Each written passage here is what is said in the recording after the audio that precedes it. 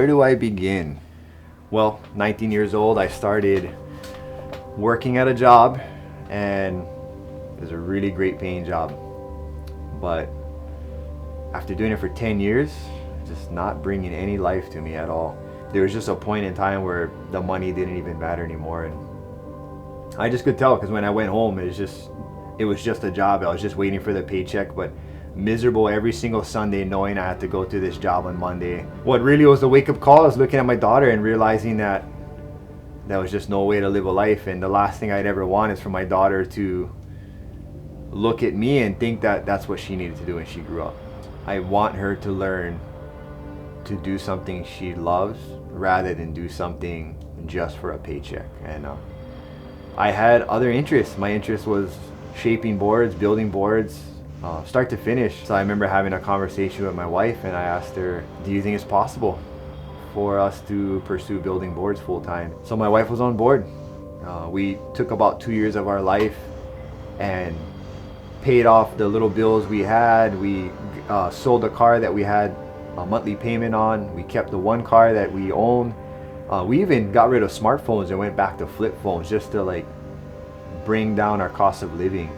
Me and my wife Tiana, this is Maker Surfboards. This is what we do. We build surfboards. So for myself, I'm the shaper. I shape the surfboards. I shape it out of foam.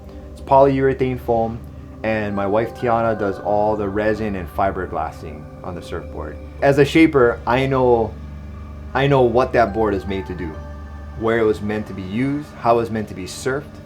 And for Tiana and I, what Maker is to us is submitting to God and letting Him tell us who we are, what we were created to do, what we were created for, who we were created to be.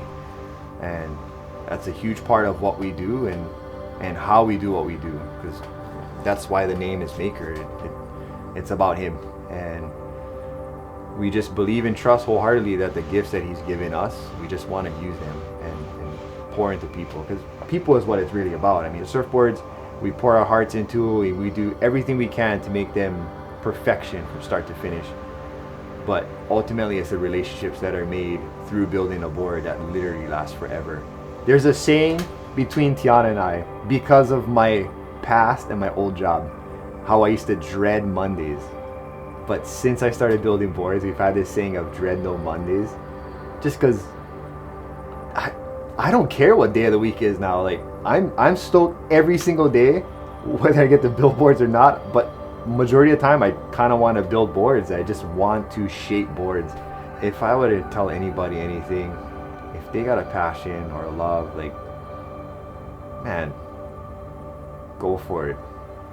I mean, the last thing you want is to look back and ask yourself, the cliche saying, what if? Or I'd rather look back and say, I tried, and not I kind of tried.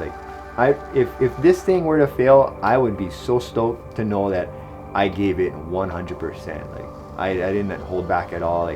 One thing I've learned from a friend, she wrote this blog post, and it said, in simple terms, replace the word problem with opportunity.